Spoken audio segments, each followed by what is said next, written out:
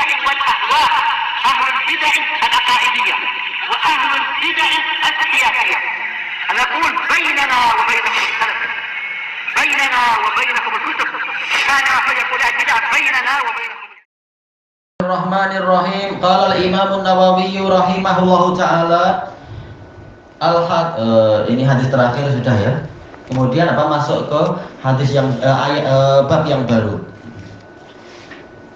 Cuma yang sebelum itu ada kalam Imam Tirmidzi kalam Ibnu Mubarak wa rawat Tirmidzi an Abdullah bin al-Mubarak rahimahullah Abu Abdurrahman Al-Marwazi fi tafsiri husnul khuluq, ketika menjelaskan husnul khuluq beliau mengatakan huwa talaqatul wajh, yaitu wajah yang ceria, wa badlul ma'ruf, dan menebarkan kebajikan, wa kaful adza, dan menahan gangguan. Ini adalah ala sabilil misal, sebagaimana dijelaskan oleh para ulama ketika menukilkan kalam Ibnu Mubarak. Ini sekedar contoh, bukan akhlak yang baik hanya itu. Tapi di antara akhlak yang baik adalah yang pertama adalah yaitu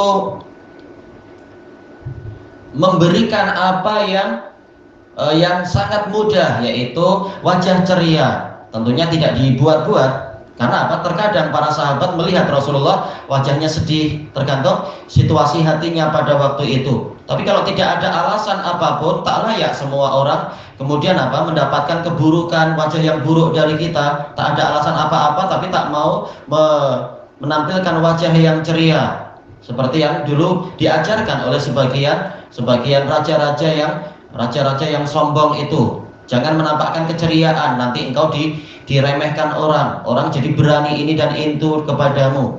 Tapi tampilkan wajah yang ganas biar orang takut. Tentunya ini salah. Kalau tidak sedang marah, kenapa pula menampilkan wajah yang buruk? Tampilkan wajah ceria, ini bagian dari sedekah. Kalau mampu sedekah yang lebih bagus lagi, yang lebih mendatangkan manfaat, yaitu yang kedua, badlul ma'ruf, menebarkan kebajikan. Kalau mampu dengan harta, kalau mampu dengan lisan, kalau mampu dengan tenaga, kalau tak mampu dengan yang lain-lain yang dimampui. Yang penting berusaha menebarkan kebaikan, muncul dari kita kebaikan. Kalau tidak mampu, maka cara yang terakhir adalah menahan, jangan sampai kita melakukan keburukan, kaful adza. Dan ini adalah sedekah yang paling akhir. Kalau kita tidak mampu memberikan apa-apa ke orang lain, paling tidak jangan sampai orang lain mendapatkan yang baik, mendapatkan yang buruk-buruk dari kita, mendapatkan gangguan. Inilah intinya kenapa Ibnu Mubarak menyebutkan 3 contoh yang ini, sementara akhlak mulia banyak sekali. Sekarang kita masuk kepada bab yang baru, yaitu al-babur rabi'u was-sab'un, babul hilmi wal anati war rifq. Bab yang ke-74 adalah al-hilm, yaitu kesabaran dan kekokohan akal. Ini makna secara senangnya. Wal anah, yaitu tu'adah, kehati-hatian dan bersikap pelan-pelan, perlahan-lahan. Ar-rifq, yaitu kelembutan. Al-hilm, sebagaimana dijelaskan oleh Ibnu Mandur, juga dijelaskan sebelumnya oleh Ibnul Asir, dan juga kalau Ibnu Mandur dalam Lisanul Arab, kalau Ibnul Asir sebelum itu dalam An-Nihayah fi Gharibil Hadis wal Asar. Dan sebelum mereka semua adalah Ar-Raghib Al-Asbahani rahimahullahu ta'ala di dalam Mufradat Al-Fadhil Quran. Al-hilm ini adalah menunjukkan betul akal, yaitu betul nafas, yaitu kita mengendalikan akal, mengendalikan jiwa, mengendalikan jiwa, jangan sampai bertindak tergesa-gesa. Inilah yang namanya al-hilm. Makanya sering digabungkan oleh para ulama tadi hilm dengan anah, yaitu pelan-pelan, perlahan-lahan, tidak tergesa-gesa. Inilah hilm. Dan juga masuk dalam hilm itu adalah adamul istijal fil uqubah, tidak tergesa-gesa menghukum. Makanya sebagian ulama menamakan hilm ini adalah sabar, kesabaran. Ibnul Asir ketika menyebutkan nama Allah Halim, yaitu as-sabur, yaitu yang sangat penyabar. tatkala hilm ini yaitu tidak tergesa-gesa bertindak, tidak tergesa-gesa menghukum ini, dan juga dia itu mengendalikan jiwa, ini adalah menunjukkan akal yang sangat kuat. Makanya sebagian ulama mengatakan al-hilmu al-aql, sebagaimana dinukilkan oleh Ibnul Jauzi rahimahullahu taala di dalam Minhajus Sunnah. Al-hilm al-aql kata sebagian ulama yang terdahulu, yaitu apa? Kekukuhan akal. Inilah yang dibahas dalam bab ini. Kemudian yang kedua adalah al-anah, yaitu apa? Kehati-hatian. Ta'anna, yaitu apa? Hendaknya engkau bersikap perlahan-lahan. Dan at-taroyus, yaitu tidak tergesa-gesa. Inilah al-anah, perlahan-lahan. Kemudian ar-rifaq, yaitu kelembutan. Baik, kita masuk kepada ayatnya. Qala Allah Ta'ala wal kadhiminal ghaidha wal 'afina 'anil nas wallahu yuhibbul muhsinin. Di antara orang-orang yang akan masuk ke dalam surga, rangkaian pembahasan ayat-ayat ini masalah itu. Di antaranya yang disebutkan pada ayat 134, ini bukan yang pertama dan bukan yang terakhir dari rangkaian ayat-ayat tersebut, yaitu dan mereka adalah orang-orang yang menahan amarah. Al-Kazim itu adalah orang yang menahan dan merahasiakan. Baik. Sebagaimana apa? Dalam surat Yusuf tentang ayah dari apa? Keluarga tersebut, yaitu Nabi Yakub. Baik, wa huwa kazim, yaitu dia menahan amarah dan menahan kesedihan, berusaha menyembunyikannya, akhirnya apa? Ya memang matanya jadi buta karena terlampau sedih terhadap Yusuf dan marah terhadap saudara-saudara yang zalim pada beliau. Al-ghaid, ghaid ini adalah hayjanul ghadab, yaitu gejolak amarah. Dia amarah juga, tapi ghaid itu kembali ke hayjan, yaitu gejolaknya, bagaikan gejolak api. Makanya di sini Allah Ta'ala memuji orang yang mampu mengendalikan itu. Tidak kemudian mencaci maki, tidak kemudian mengutuk-ngutuk, tidak kemudian bising-bising, berbicara keras dan seterusnya. Dia berusaha menahan marah, dan inilah yang selalu dipraktekkan Rasulullah SAW selama masih ada jalan. Bicara dengan tenang, walaupun nampak marah di wajah, tetap bicara dengan tenang. Tapi kalau sebagian orang melampau, maka Rasulullah pun terkadang marah dan mengatakan qata Allahu yadak, semoga Allah memotong tanganmu. Walaupun Rasulullah tidak meniatkan betul-betul itu terjadi. Terkadang beliau ketika dibantah terus, beliau tidak diam, beliau langsung mengatakan wailak, celaka engkau, dan seterusnya. Terkadang mengatakan taribat yaminuk, apa itu artinya? Yaitu tanganmu berdebu, dan seterusnya. Jadi ini hukum asalnya adalah berusaha menahan amarah. Gejolak amarah itu tidak sampai muncul di mulutnya. Kemudian yang kedua, wal afina anin nas. Sebelum itu disebutkan, ini tadi makna-makna secara bahasa dan secara penjelasannya disebutkan oleh Imam At-Tabari dalam tafsir beliau. Dan juga disebutkan oleh Al-Allamah Al-Qurtubi dalam tafsir beliau. Dan disebutkan juga oleh Imam Shinqiti rahimahullah, tidak ada yang mampu melakukan ini kecuali orang-orang yang dadanya dilapangkan oleh Allah Ta'ala. Karena apa? Gejolak amarah. Ini kalau dadanya tipe jenis dada yang sempit, pasti akan akan terbakar orangnya, istilahnya terbakar amarah, lalu boleh jadi stroke, boleh jadi masuk hospital, atau langsung menghancurkan barang-barang dan sebagainya. Makanya orang yang mampu menjalankan ayat ini adalah orang-orang yang Allah berikan kelapangan dada. Kemudian wal afina anin nas, orang-orang yang mau memaafkan orang lain.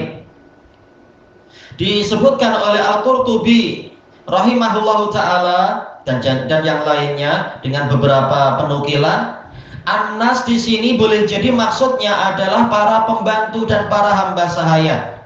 Kenapa? Karena mereka lah yang paling banyak mendapatkan perintah dan paling banyak melakukan kesalahan sehingga tuannya marah. Tapi kemudian Kemudian tuannya itu mau memaafkan. Jadi An-nas di sini Kemungkinan pertama adalah orang-orang yang berpotensi salahnya banyak ketika mendapatkan perintah, ketika menjalankan perintah itu. Sehingga wajar orang yang sering mengalami kekecewaan adalah si tuan. Ternyata tuannya itu mau memaafkan mereka dan orang ini akan masuk surga. Orang yang mau memaafkan walaupun sering dikecewakan oleh hamba sahayanya. Baik. Kemudian beliau menukilkan riwayat beberapa ulama salaf pernah hamba sahayanya itu membuat kesalahan. Lalu beliau manusia biasa, beliau marah. Lalu hamba sahayanya ini mengatakan, wahai Tuhan, laksanakanlah firman Allah Ta'ala, wal kadhiminal ghaidh, tahanlah amarah. Maka beliau pun mengatakan, ya saya lakukan. Yaitu saya tahan amarah. Lalu hambanya ini mengatakan, wal afina anin nas, mereka adalah orang-orang yang mau memaafkan umat manusia. Maka tuannya mengatakan, ya sudah saya maafkan engkau. Lalu hamba itu mengatakan, wallahu yuhibbul muhsinin, Allah mencintai orang yang berbuat ihsan. Ya sudah, engkau merdeka di jalan Allah karena Allah. Wah, suka hamba sahaya kalau tuannya macam itu. Baik. Memang salaf langsung menjalankan ayat, berusaha menjalankan sebaik-baiknya. Tapi tak boleh dimanfaatkan untuk si hamba lalu semua hamba mengucapkan kalam itu biar merdeka. Ya, kasihan nanti tuannya. Dan kemudian yang ketiga, wallahu yuhibbul muhsinin, Allah mencintai orang-orang yang berbuat ihsan, berbuat kebajikan. Tayyib, ihsan telah dijelaskan oleh Ar-Raghib Al-Asbahani rahimahullahu taala dan juga setelah beliau yaitu Imam Ibnul Qayyim dan lain-lain. Ihsan itu ada dua, ihsan kepada Allah dan ihsan kepada para hamba Allah. Ihsan kepada Allah ma'ruf seperti yang dijelaskan oleh Rasulullah SAW dalam hadis Jibril. Beribadah kepada Allah seakan-akan melihat Allah. Kalau tidak mampu, maka beribadah dengan merasa Allah selalu mengawasinya. Ini ihsan, tingkatan yang paling tinggi dua-duanya itu. Yang kedua adalah yaitu ihsan kepada para hamba Allah. Nah, di sini dia ihsan itu ada dua jenis atau lebih. Jenis yang pertama, ihsan di situ maksudnya adalah yaitu al-jaudah fil amal, yaitu bagus dalam mengerjakan amalan. Seperti ucapan dua orang pelayan yang masuk penjara bersama Nabi Yusuf. Inna naraka minal muhsinin, sesungguhnya kami melihat Anda itu orang yang muhsinin. Maksudnya adalah mujidina fit ta'bir, yaitu pandai dalam pekerjaan takbir. Ini makna muhsin, yaitu pandai di dalam bidangnya. Kalau bidang takwil ya takwil, yaitu tafsir mimpi. Atau muhsin dalam masalah membangun rumah, atau muhsin dalam masalah karet, mengurusi elektrik, atau muhsin dalam membangun memperbaiki kereta. Nah, itu juga dikatakan muhsin, yaitu pandai di dalam pekerjaannya. Dan itu baik. Karena apa? Kalau kita bukan orang yang pandai lalu berpandai-pandai mengurusi barang orang, boleh jadi kita akan menambah kerusakan. Makanya ini dipuji orang yang memang profesional di dalam bidangnya, memang dia pakar. Kemudian yang kedua, yang tentunya pahalanya lebih banyak adalah yaitu badlul ma'ruf fi ibadillah, yaitu menebarkan kebajikan pada umat manusia. Nah, inilah muhsin yang pahalanya paling banyak, yang terkait dengan manfaat pada orang lain. Berarti masuk di dalamnya adalah suka membantu orang lain, suka menolong orang lain, dan seterusnya. Dan juga berusaha untuk memasukkan kegembiraan pada orang lain. Nah, semuanya masuk dalam istilah muhsinin. Ternyata Allah Ta'ala menegaskan bahwasanya dia mencintai orang-orang yang berbuat ihsan. Dijelaskan oleh Al-Qurtubi, maknanya apa? Yaitu disebabkan oleh ihsannya mereka, Allah mencintai mereka. Dari mana kita tahu tafsir yang seperti ini?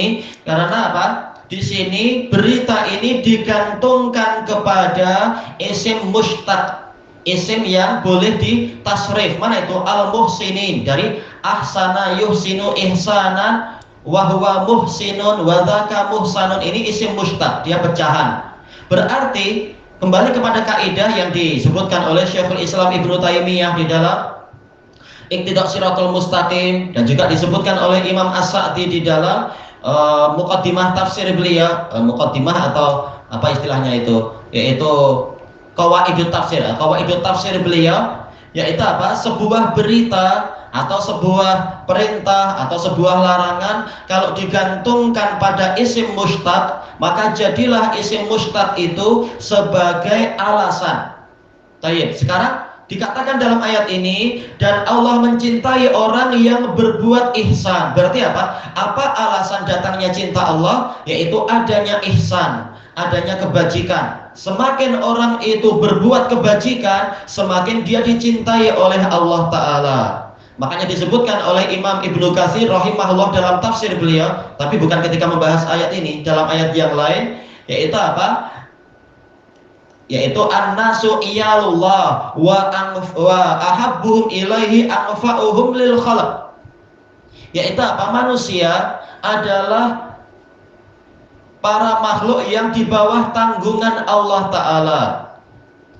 Orang yang paling Allah cintai dari kalangan mereka adalah orang yang paling bermanfaat kepada para makhluk. Jadi semakin banyak manfaat, semakin dicintai. Semakin banyak membantu orang lain, dia semakin dicintai oleh Allah. Baik. Mana sisi pendalilan dalam ayat ini terkait dengan bab ini? Yaitu kadhmul ghaid, menahan amarah. Nah, inilah yang dikatakan sebagai al-hilm. Dan anah, yaitu tidak tergesa-gesa menimpakan hukuman. Tayyib, ilahuna wallahu a'lam.